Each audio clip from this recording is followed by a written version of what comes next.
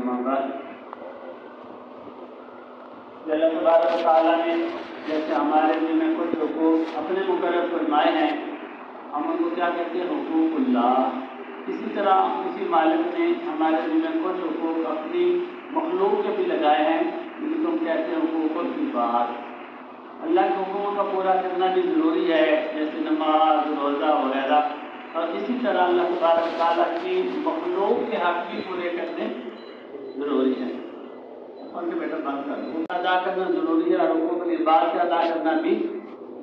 بعض اوقات تو حقوق العباد کا معاملہ حقوق اللہ سے بھی بڑھ جاتا ہے۔ ایک حدیث پاک میں آتا ہے کہ پیارے نبی صلی اللہ علیہ وآلہ وسلم آپ سے پوچھا گیا کہ یا رسول اللہ صلی اللہ علیہ وسلم، دو عورتیں ہیں، ان کا آپس میں کیا مقابلہ ہے؟ ایک جو ہے وہ فرض پورے کرتی ہے اور اس کے ساتھ نفل بھی ہے، فرضی روزہ بھی ہے، نفلی روزہ بھی ہے، حج بھی ہے، ساتھ عمرہ بھی ہے۔ مثال کے طور پہ یعنی فرضی عبادت کے ساتھ ساتھ اس کا کیا ہے؟ نفلی عبادت بھی ہے، لیکن اس کا اخلاق اچھا نہیں، اس کے پڑوسی اس کے شر سے بچے ہوئے نہیں ہیں، تو اس کا کیا حکم ہے؟ پیارے نبی صلی اللہ علیہ وسلم نے فرمایا کہ یہ عورت اپنی بد اخلاقی کی وجہ سے دوزخ میں جائے گی۔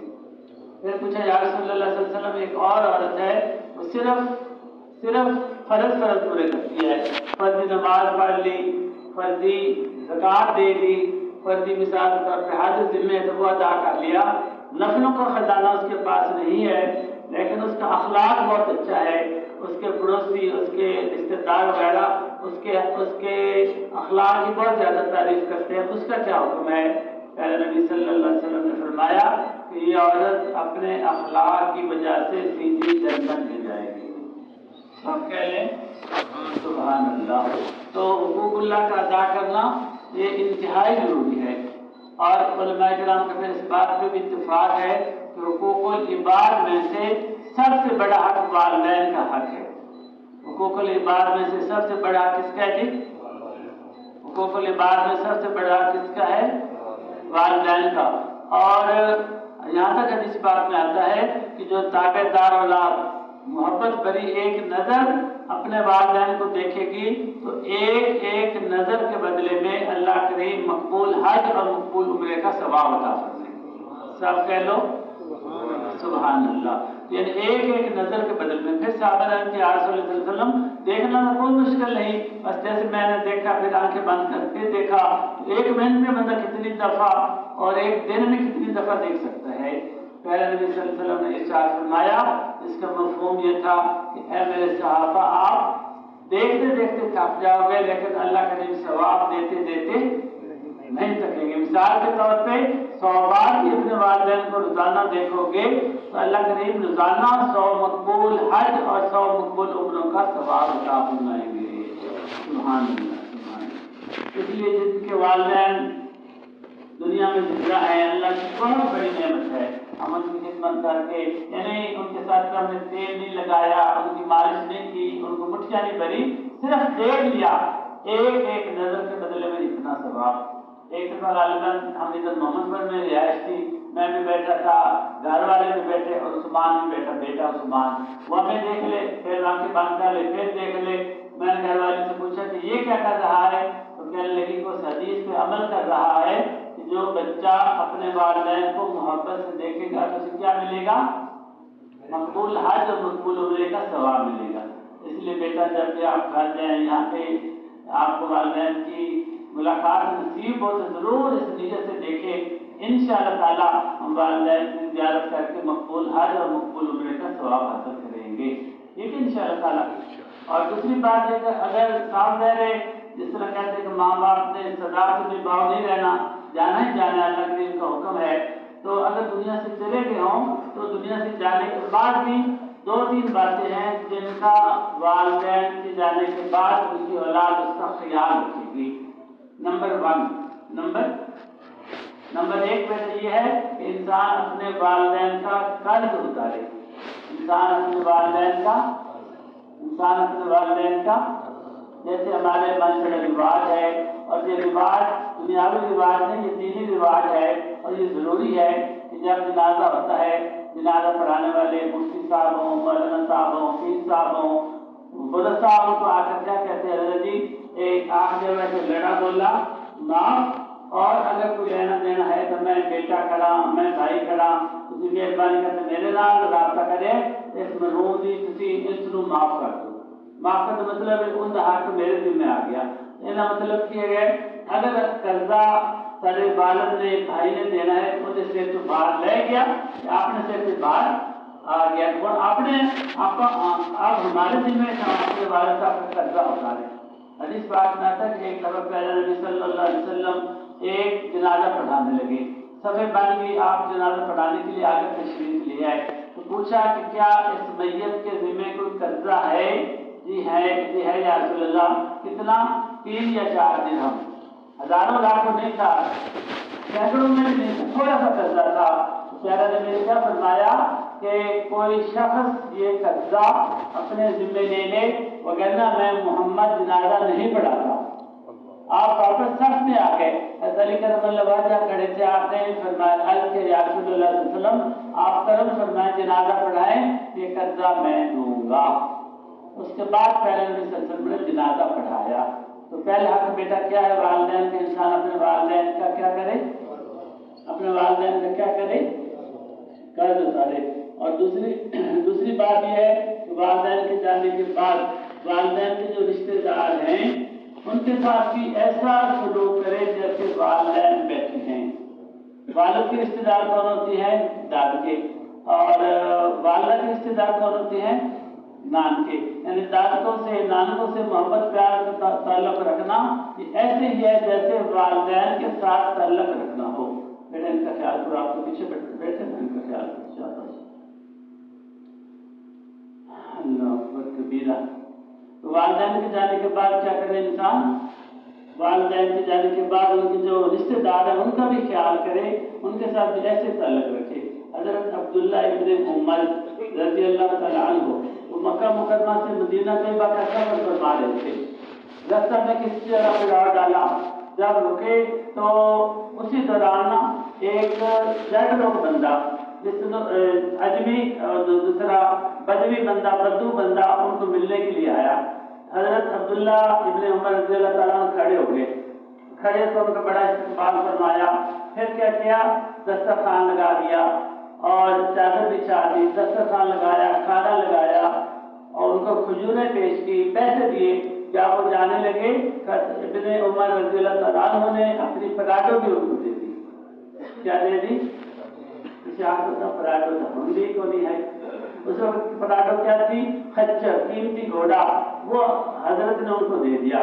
رات کو بے رمضان گیا، بندہ بیٹھا تب سے راہ نہ گیا۔ حضرت جی یہ تو بالکل جٹ لوگ بندہ تھا، اس کو تو آپ 5 درہم بھی دیتے تو یہ راضی ہو جاتا۔ اور اتنا تکلف فرمایا، اتنا اہتمام کیا۔ آگے جواب سنیے، حضرت ابن عمر فرمانے لگے آپ کو پتا بھی ہے کہ یہ بندہ ہے کون؟ سبحان اللہ، کون ہے؟ یہ میرے والد حضرت عمر کا دوست ہے۔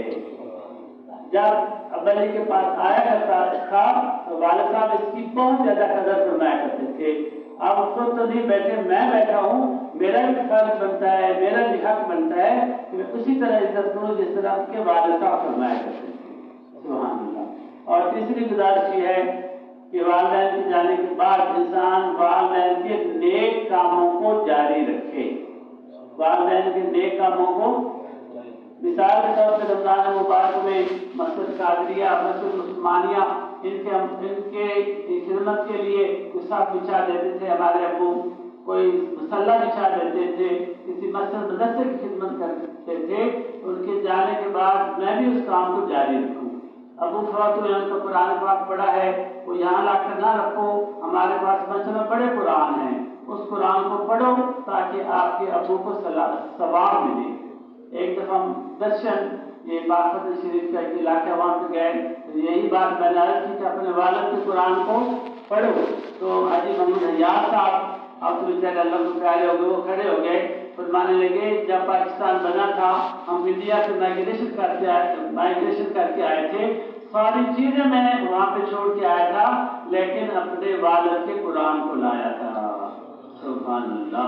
اور 40 سال تک جب تک کہ وہ قرآن پاک شہید نہ ہو گیا میں اسی پر تلاوت کرتا رہا تھا۔ تو یعنی اپنے والدین کے کام نیک کاموں کو انسان جاری رکھے. والدہ صاحبہ فوت ہوئی ہیں، ان کی تسبیح ہے ماشاءاللہ، تو اس تسبیح کو پڑھو. اس تسبیح کو یہاں پہ ہمارے پاس نہ رکھو، ہمارے پاس ماشاءاللہ اتنی بڑی تسبیح ہے.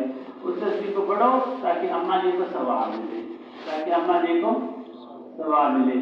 تو 3 باتیں ہو گئی. اور چوتھی اور آخری بات یہ ہے کہ والدین کے جانے کے بعد انسان ان کو کچھ نہ کچھ پڑھ کے اصالہ ثواب بھی کرتا رہا کرے. والدین کے جانے کے بعد انسان ان کو کیا کرتا رہا کرے بیٹا؟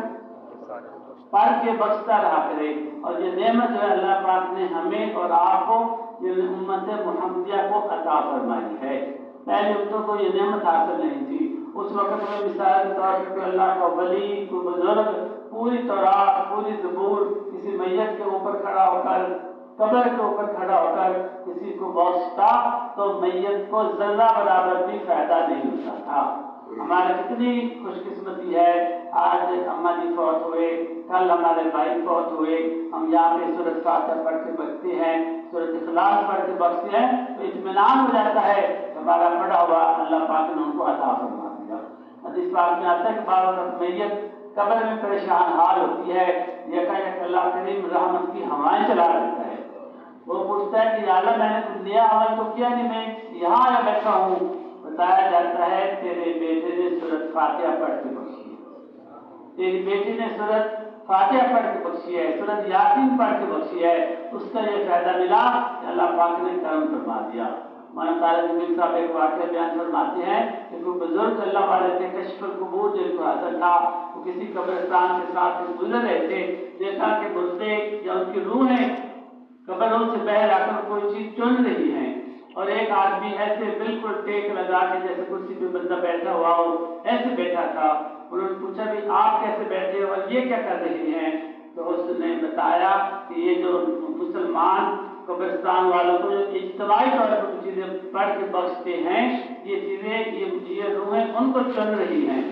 اور کہنے لگا کہ آپ کو ضرورت نہیں. وہ فرمانے لگا کہ میرا سودا تھوک کا ہے. میرا سودا کیا ہے؟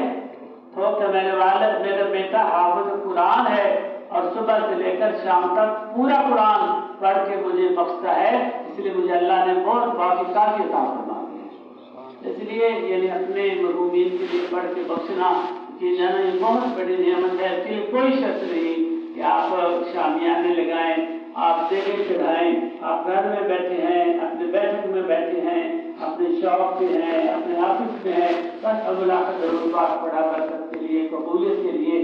الحمد شریف پڑھ دیا، سورۃ اخلاص پڑھ 3 مرتبہ، جو چیز ہمیں یاد ہے پڑھ کے دل سے دعا کر لی، زبان سے دعا کر لی، ہاتھ اٹھائے نہ اٹھائے، یا اللہ جو میں نے پڑھا ہے اس کا ثواب میرے ابو کو پہنچا دے، یا اللہ جو میں نے پڑھا اس کا ثواب میری امی کو پہنچا دے، فلاں رشتے دار کو پہنچا دے. یہاں پہ دعا کرنا ہمارا کام ہے، آخرت کی منزلیں آسان فرمانا اللہ کریم کا کام ہے. ایک دفعہ میری چاچی محترمہ جب محمد امیر صاحب کے گھر والے فوت ہوئے تو اس وقت ہائی کورٹ کے حاضر پر اس جج تھے سردار شبیر صاحب، وہ تعزیت کے لیے تشریف لائے. بعد میں ماشاءاللہ چیف جسٹس بھی بن گئے. جیسے بیٹھے ہیں ایسے سالے ثواب کی بات ہوئی تو جج صاحب ہائی کورٹ کا حاضر پر اس جج کہنے لگا حضرت جی میرا گھر کالونی میں مسجد کے قریب ہے، جب میں نماز پڑھتا ہوں نماز پڑھنے کے بعد گھر پہنچنے سے پہلے اپنے والدین کو پڑھ کے بخش لیتا ہوں. میں بڑا خوش ہوا اور میں نے پوچھا سر روزانہ کرتے ہیں؟ آگے جواب سے مجھے فرمانے لگے نہیں، دن میں 5 مرتبہ. سبحان اللہ، دن میں 5 مرتبہ ہر نماز کے بعد پڑھ کے بچتا ہوں. یقین جان جب اس سے میں نے سنا، میں نے بھی ساتھیوں کو بتایا تو کافی سارے دوستوں نے، مولانا محمد اکرم صاحب ہمارے شیخ الحدیث ہیں، وہ فرمانے لگے. اس کے بعد میں نے بھی پہلے بھی کرتا تھا لیکن ایک بار اب ماشاءاللہ دن میں 5 بار اپنے والدین کو پڑھ کے پڑھتا ہوں. تو یہ بھی 5 بار بھی تو مشکل نہیں ہے. علم شریف پڑھے 3 دفعہ، قل شریف پڑھے 5 منٹ، گھڑی والے بھی نہیں لگتے. اللہ تبارک و تعالیٰ